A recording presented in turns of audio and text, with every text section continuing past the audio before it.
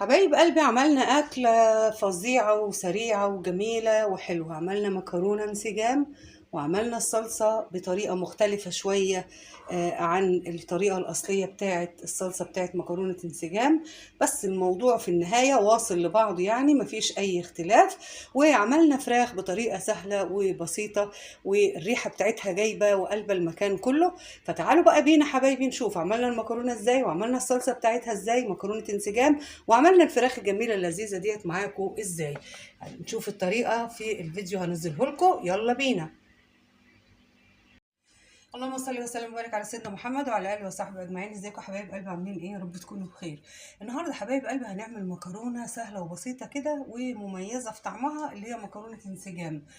طبعا احنا كلنا بنسلق المكرونه وعارفين سلق المكرونه مش محتاج، يعني انا سلقت المكرونه وغسلتها ولسه هشطفها مره كمان وهخليها كده في جنب. تمام.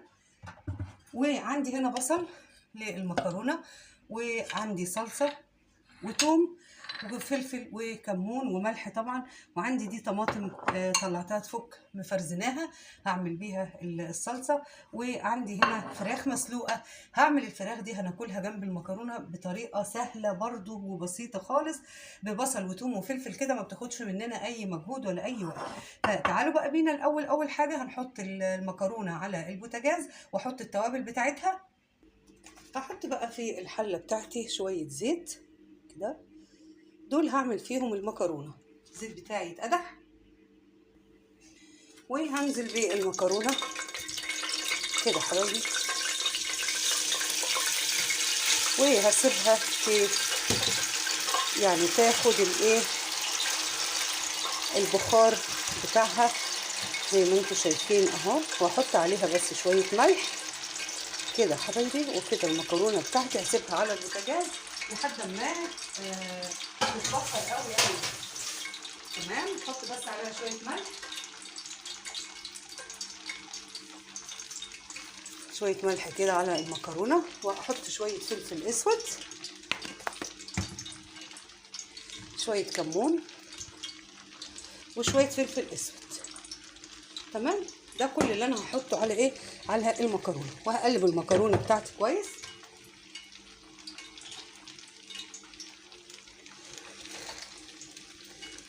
وهسيبها مع نفسها لحد ما اخلص الصلصه، وهخلص كل حاجه تكون اتشربت من الزيت كده وسخنت، وهي مستويه اصلا يعني 3/4 تسويه، بس هسيبها برضو على البوتاجاز شويه. تمام كده. بقى هنزل بيه شويه البصل، الزيت يكون كتير اهو. سيب شويه بس للفراخ اللي انا هعملها. وهعمل البصل لحد ما ياخد لون اصفر كده، قبل ما احط ليه الثوم وقبل ما احط اي حاجه. طبعا البصل ده المفروض انا هحمره وهشيله من الزيت وبعد كده احط الثوم. لا، انا هعمل كله في حله واحده دلوقتي، مش هشيل حاجه خالص. هسيب الزيت البصل يتحمر. هحط هنا مكان البصل الطماطم، وهضرب الطماطم بتاعتي. الطماطم دي انا كنت مفرزناها يعني مصلصاها كل حاجه، بس ما كنتش ضرباها، كنت سايباها بحالها كده حبايبي. الطماطم بتاعتنا هي مش طماطم، هي معجون طماطم يعني زي الصلصه كده. هحطها على جنب. همسك بقى الفراخ اللي انا سلقاها، هعملها كده قطع صغيره خالص كده اهو. يعني هقطعها على قد ما اقدر، حتت صغيره ورقيقه. يكون البصل عندي اتعمل عشان هنعمل الصلصه بتاعه المكرونه اللي هي ايه، انسجام. هفتت، عايزه تفتتيها بايديكي برضو مفيش مشكله. هنعملها بطريقه لذيذه كده مع المكرونه. هي مكرونه انسجام بصراحه، هي عايزه شويه شطه وخلاص، بس احنا بنعمل جنبيها الفراخ دي بتبقى طعمها رائع ولذيذ. تمام. وهنغرف الطبق وهوريكم الطبق شكله بيبقى عامل ازاي كده حبايبي. هخلص الفراخ تقطيع. انا سلقه الفراخ بتاعتي دي ملح وحبهان فلفل اسود ومكعب ماجي، وسلقاها سلق عادي خالص، والاخر بقطعها بالشكل ده. عملنا معاكم كذا طريقة للصدور، ودي طريقة من ضمن الطرق اللي احنا بنعملها للصدور. كده حبايبي الفراخ بتاعتي زي ما انتم شايفين اهو. ارجع احطها بقى في الطبق كده وهنعملها مع بعض، وهنشوف هنعملها الطريقة بتاعتنا الخفيفة اللطيفة الظريفة اللي مش هتشبعوا منها. تمام حبايبي. هخلص بقى الصلصة بتاعتنا الاول. كده البصلة بدأت تدخل في ان يبقى لونها ذهبي اهو. هبتدي بقى احط عليها الثوم.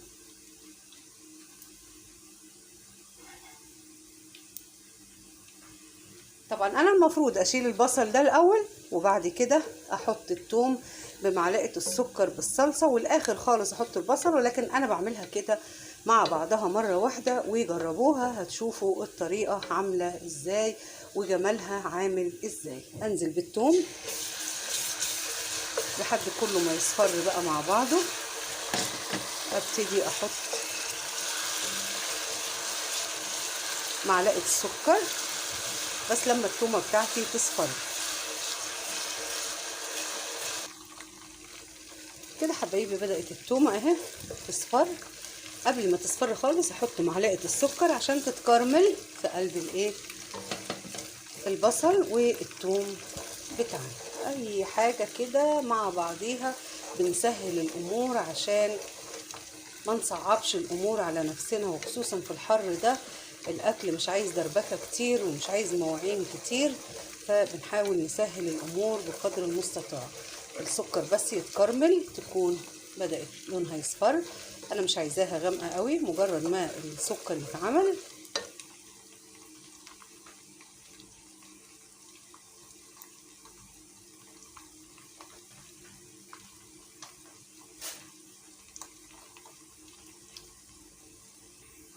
كده. هنزل احط الصلصه بقى الاول كده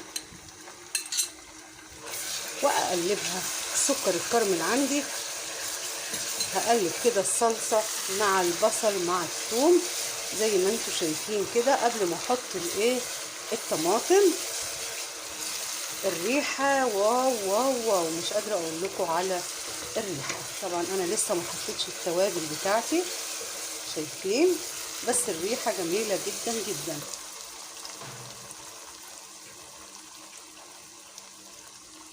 هنزل بقى بالطماطم او بمعجون الطماطم زي ما انتم شايفين كده اهو. الطماطم عندي زي ما قلت لكم هي معجون طماطم، يعني متسبكه، يعني مش هتاخد وقت كتير. احط بقى الكمون والفلفل، معلقه كمون ومعلقه فلفل، واحط الملح. وكده خلاص الصلصه بتاعتنا خلصت، ونبتدي نعمل نحط شويه ملح ونبتدي نعمل بقى الفراخ بتاعتنا، ونجهز طبق مكرونه انسجام. احلى طبق مكرونه ممكن تاكلوه. طبعا الطريقه ممكن تاخدي البصله الاول وتطلعيها بره، وبعد ما تعملي الصلصه بالشكل ده التومه بمعلقه السكر تبتدي تفتفتي البصل وتحطيها على الصلصه. كده خلاص خلصنا الصلصه بتاعتنا. تعالوا بقى بينا نعمل الفراخ. انا بقى نعمل الفراخ. اعمل ايه في الفراخ الاول؟ هحط شويه زيت، برضو شويه زيت حلوين كده. يتقدح الزيت بتاعي. احلى اكله هناكلها النهارده واسهل اكله. هنا كده بقى هحط البصل. انا مش بحمر البصل، لا انا بس هدبل الخضار بتاعي. تمام.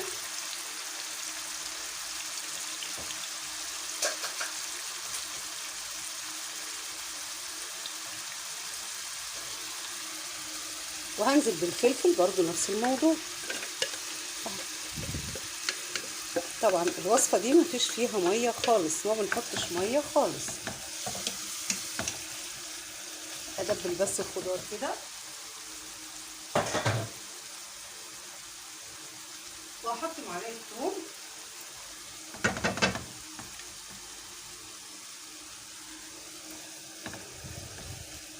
تمام. حبايب قلبي ادبل بس الخضار يدبل معايا. هحط بقى الفلفل الاسود وهحط الكمون وهحط الملح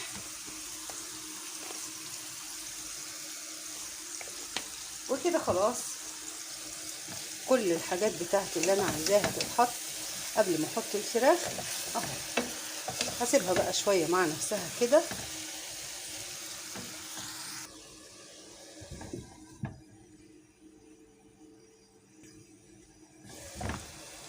هحط معلقه بابريكا تدي لون حلو كده للفراخ. تمام.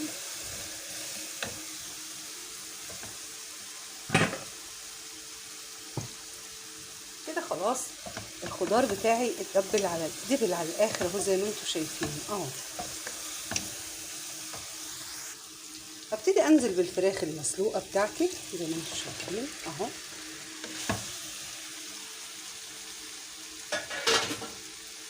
وهقلبها كويس تتشرب بقى من الصوص الجميل ده اهو. وهغطي عليها لحد ما تنشف خالص. طبعا هي الفراخ مستويه والخضار بتاعي يعتبر استوى وكده خلاص. ما بقاش مستاهل ان انا بقى ايه اسيبها كتير، يعني هي 5 دقايق بالظبط وهطفي عليها. هغطي عليها 5 دقايق واقل من 5 دقايق كمان. هنا حبايبي كده خلاص الصلصه بتاعت انسجام خلصناها، وزي ما انتم شايفين بالشكل الرائع الجميل ده. شايفين الصلصه عامله ازاي؟ مش قادره اقول لكم بقى الريحه بتاعتها عامله ازاي. كده خلاص خلصنا الصلصه. كده حبايبي هنغرف طبق المكرونه وبعدين نحط عليه الصلصه الروعه بتاعتنا. طبعا طريقه التقديم دي كل واحد حر، كل واحد حر. اللي حابب يحط كده يحط، واللي حابب يعمل زي ما هو عاوز يعمل، مفيش مشكله. تمام حبايبي. خلاص طب الفراخ بقى هحطها لوحدها ولا هحطها مع المكرونه؟ لا انا هحط الفراخ لوحدها مش هحطها مع المكرونه، هنغرفها في طبق لوحدها. كده حبايب قلبي، كده حبايب قلبي الفراخ بتاعتنا عملناها بالشكل الجميل ده اهو زي ما انتم شايفين، وهناكلها جنب المكرونه انسجام. وطبعا الطريقه زي ما قلت لكم كل واحد بيعمل الطريقه بتاعته زي ما هو عاوزها. وهنعمل بقى ايه؟ هنحط جنبيها شويه صلصه، واللي حابب يحط بقى هريسه، اللي حابب يحط شطه، اللي حابب يحط اي حاجه براحته، دي حريه. تمام كده حبايبي خلاص خلصنا الاكل بتاعنا النهارده زي ما انتم شايفين كده. ده كان الاكل بتاعنا النهارده، المكرونه والفراخ. واللي حابب يعمل المكرونه لوحدها برضو مفيش مشكله. الفراخ بتاعتنا عملناها بعد ما سلقناها، والصلصه بتاعت انسجام هي المفروض يبقى لونها غامق شويه، بس انا بحبها كده لونها حلو عشان ما تغمقش المكرونه. وكده طبق المكرونه انسجام بتاعنا. واتمنى لو الفيديو عجبكم حبايب قلبي ما تنسونيش لايك وشير وسبسكرايب للقناه. فعلوا جرس حبايبي عشان يوصلكم كل جديد، ويا رب دايما اشوفكم على خير.